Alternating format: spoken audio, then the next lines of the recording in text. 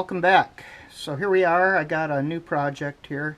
I decided to put one of these rear diff covers. It's cast iron, fancy rear diff cover on my Super Duty. And here's a look at it. This is supposed to help keep your rear diff cool when you're under heavy towing conditions. So that's why I'm putting this on.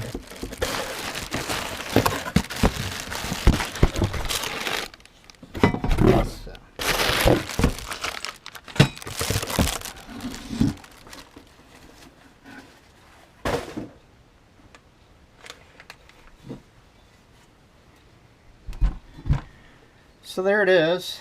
It weighs a lot. It's like fully cast iron.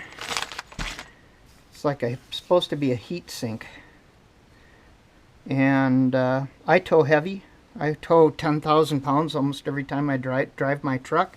And so that's why I invested in this. And that and my stock diff cover is quite rusty, and they tend to develop pinholes eventually, and then they start to leak. So I'm just heading that off. I could have bought just a stock diff cover for a lot less than this, but hey, you know what? It looked cool, so I bought it.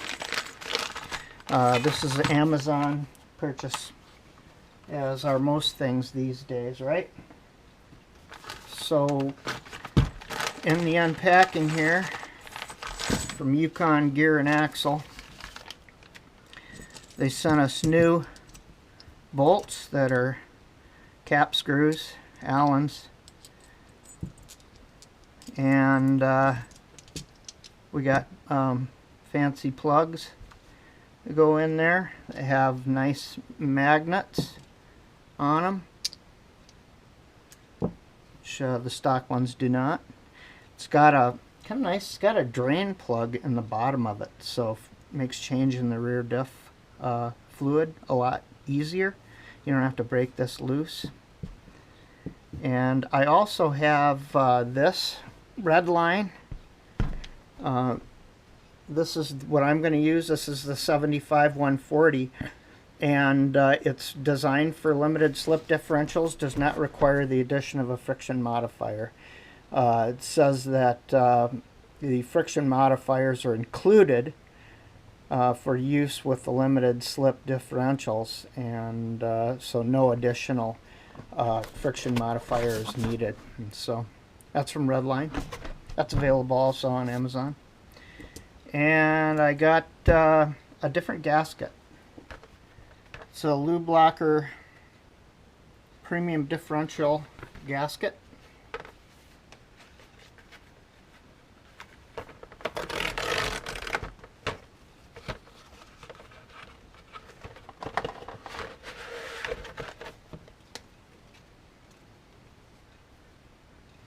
Ready to go there. It's got a like a rubberized, feels like a, I don't know, kind of like a composite material, and it's got these rubberized deals on it. So there's that, and it's the wrong size right out of the gate.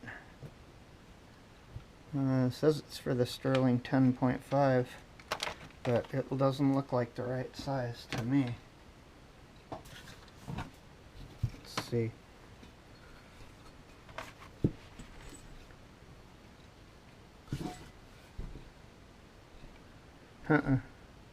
Not even close. Hi folks. Well, that didn't go very well, did it? Wrong cover. I bought that cover late in the evening one night on, I think it was Amazon, and apparently I didn't check the right box on which axle I had.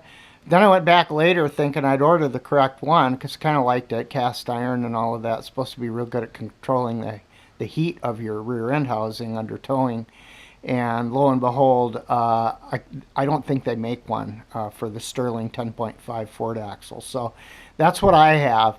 And the cover I had originally was a Dana cover for Dana 50, 60, and 70, if I think right. At any rate, I hawked it on eBay to a guy, and he went ahead and used it, I hope. But I marked it down, because I'd opened it and messed around with it, even though it was perfect, and it all went to him in factory new condition. I sold it for 120 on eBay. No big deal. I think I lost $40 on the deal. Plus, I paid another 20 in shipping, so that was, I probably lost $60 altogether. So that just goes to show you the moral of the story is when you're ordering stuff late at night after you've been busy all day, maybe not thinking quite right, make sure you watch what you do before you hit the button. Yeah, you could send it back to Amazon. Problem is, my fence blew down in a windstorm, and it took me a while to get it all back up. And by the time I got around to putting the cover in, it was too late to send it back to Amazon. So it was just like 1 day late on the 30-day Amazon return. So anyway, I just sold it on eBay. So I have a new cover now. It's a little different design because I can't get the other one, but it should accomplish the same thing. And I have a different oil. I have the Redline oil, which I may or may not have told you about in the original clip. But what we're going to do is we're going to install this new cover and take a look inside the axle housing. We're going to put that new gasket in with the new cover, and then we're going to go ahead and fill it with Redline. So there you go. Let's get started. This is the cover we're going to install in place of the factory stock cover, which is kind of rusty. It's not leaking yet, but they eventually do start to leak. And I've treated the underside of my truck, but I snowmobile in the winter, and the mountain passes, it's a fight to keep the rust. And my frame and everything, body and all of that is perfect, but the cover, was sort of shot before I started the treatments on the underside. So it's probably intact, but it doesn't seem to be leaking, but I'm going to change it anyway. This design is supposedly to keep your rear diff cooler, and I tow a 10,000-pound toy hauler behind my truck. So I just thought I would see if maybe this worked better. I don't know. Of course, I don't keep track of the temperature the rear end's running at, obviously, but hopefully it'll stay cooler. I don't know. And it's going to look more attractive than the one I have. I know that much. If you're looking under the back of my truck, like who looks at that? But anyway, we're going to put this one on. There's no brand name associated to it that I know of. I'd have to look back. Like I say, if I can find the order, I'll put the link in the description. It's a real nice one. And this is for the proper one for the Sterling 10.5 axle. And comes with these Allen cap head screws and some washers. And the gasket's going to be this here. This is a Lube Locker. They make a premium differential transmission differential and transmission gaskets, and this is one of them. It's a composite material. It's metallized inside. It's got like a metal lining to it, and then it's got this composite that's hooked on there, and then it's got this rubbery sealant. So it's a dry gasket. You don't install it with any sealer. And they maintain that it won't split or extrude while it's being installed. It has full perimeter elastic beading on it, or elastomeric beading, and the metal base material is coated with rubber, and it has supposedly the capability of superior torque retention. They give you the torque pattern here on the back, and I don't know, it looks like a real nice gasket. This came with one, a paper one, but I bought this extra. So I like it. It has the drain plug in it, nice stainless steel drain plug, and looks like a real nice piece. So let's go ahead and start getting that installed.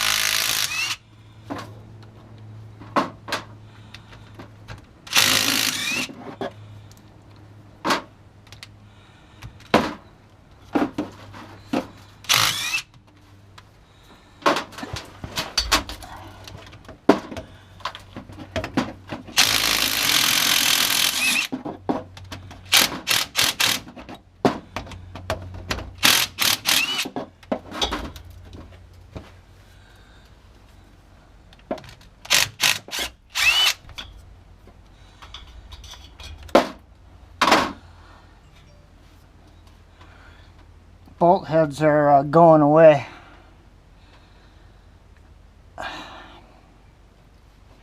Yeah, drive this one out.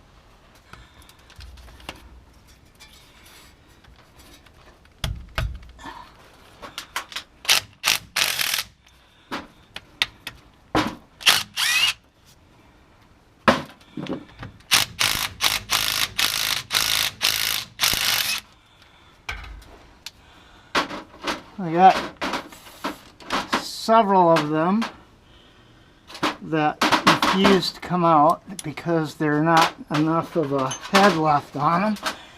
So this is a rocket socket, 13 millimeter rocket socket. It's an extraction socket made in the USA.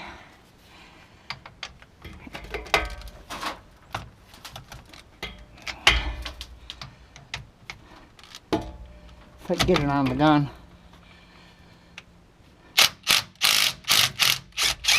I got it. Getting it back out of here is probably going to be the fun part. So I'm gonna work on these. I'll be back to you. Okay, I got all those out using the rocket socket. Those are really great. They come in a little kit, and if you got, it's rounded off, one that's rounded off like this. If you go ahead and put that on there, you can see how it cut these grooves into it. It's got this shape on the inside of it. And man, I'll tell you, I don't know if I'd have got those all off without that. So, it would have been a struggle rounding them off and everything. So they will take a rounded off fastener out pretty effectively. So I highly recommend them. Rocket Socket is a U.S. company, and all their stuff's made in America. So if you like buying American like I do, let's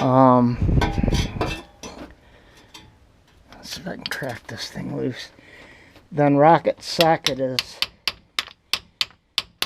I'm gonna put one of these back in so this whole cover doesn't come bailing off of there on me.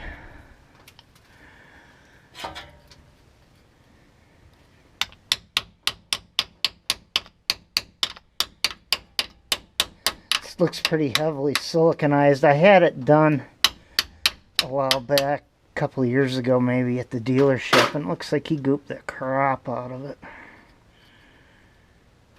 I had to get something else done over there. I don't remember what it was now. And so I had him do the rear def while it was in there. I hate going to the dealership because it's so friggin' expensive. I prefer to do the stuff myself, Alright, there's progress.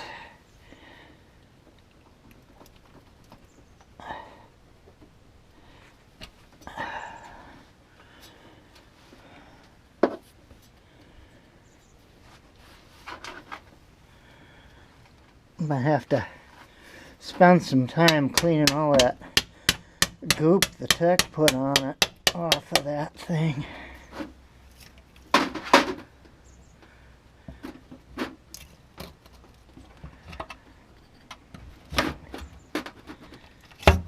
There we go. That did it. So we're gonna let that drain out for a while here,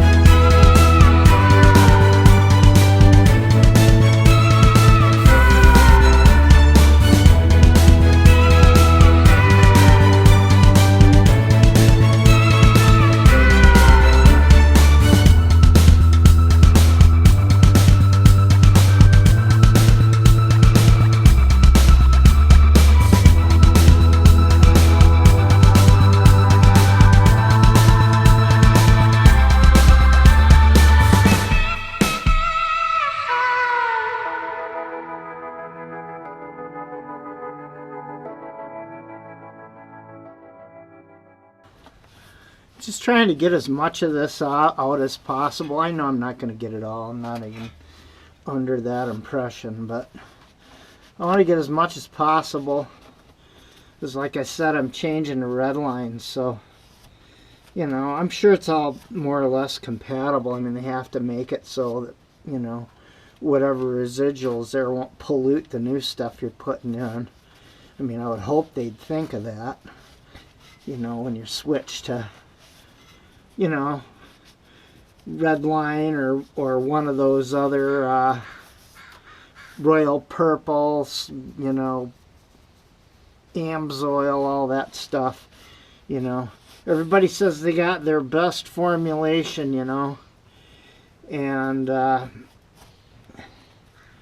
you know that theirs is better than everybody else's. I'm not really so sure it is, but maybe it is.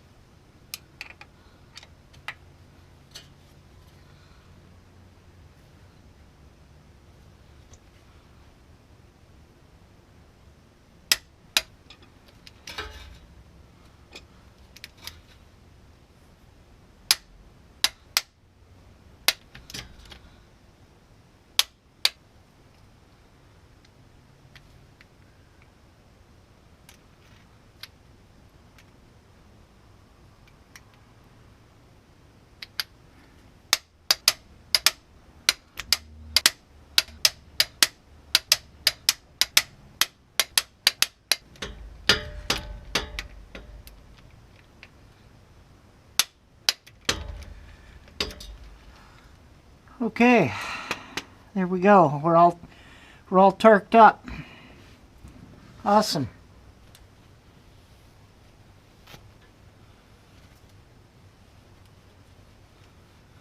Get all the greasy fingerprints off. Like that's gonna matter after I drive through the first mud hole.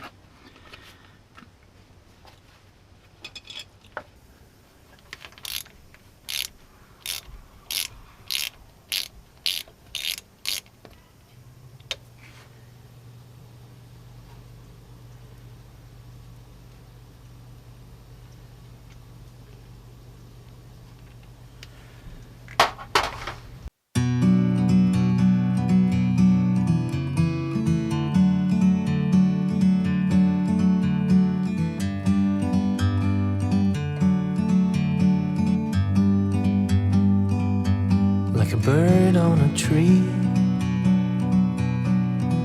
I'm just sitting here. I got time, it's clear to see. From up here, the world seems small. We can sit together. It's so beautiful,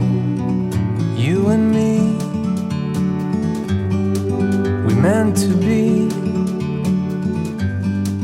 in the great outdoors, forever free. So just fill that till it starts to run back out the hole at you. And then put your plug back in.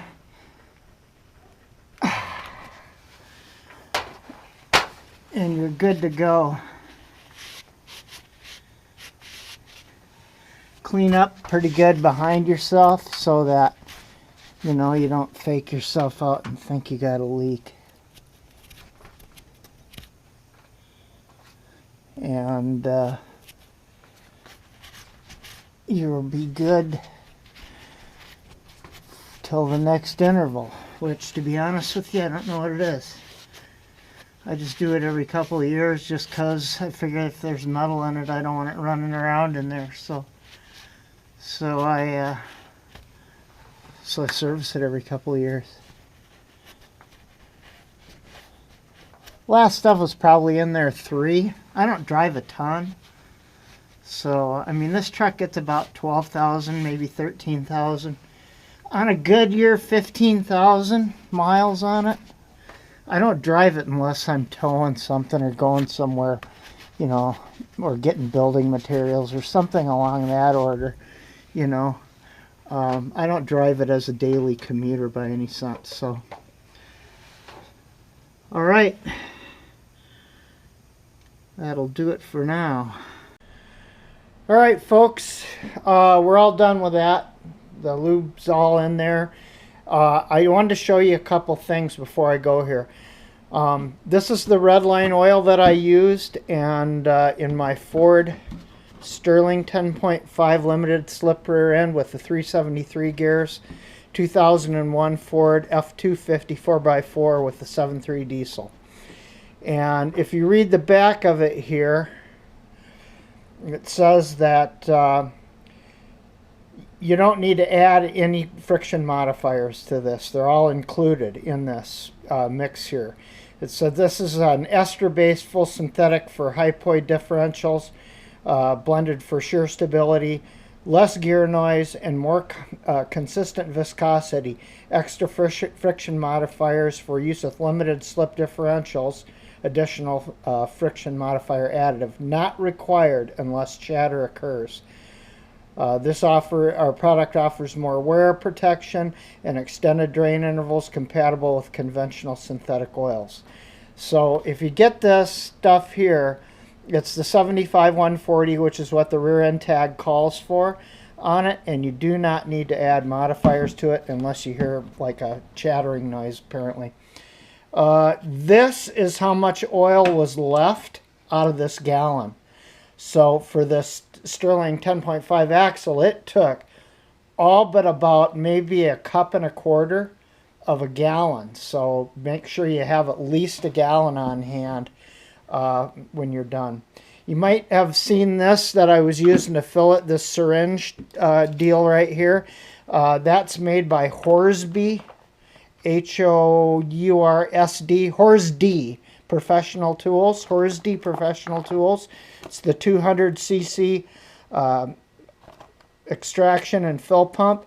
I buy a couple of them because they're handy as hell, and I keep one for dirty, one for clean, but I haven't really been going by that because I just clean them out really good when I'm done, so it doesn't really matter. This one says it was dirty, but it was actually perfectly clean when I started. And these are pretty neat because they make it somewhat easier for a guy that doesn't have the you know, the system to fill off of a bigger container. So but yeah, that's pretty neat. These are great for evacuating stuff. And lastly, I wanted to show you, and these are on Amazon.com. I'll put the link.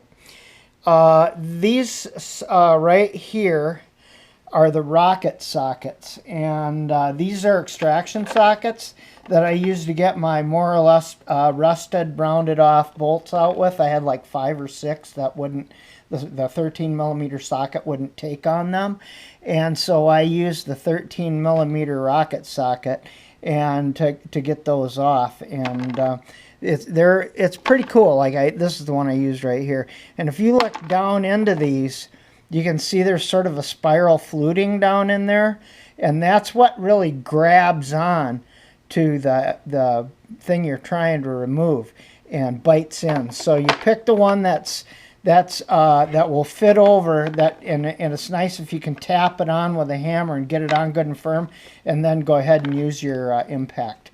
These are impact rated.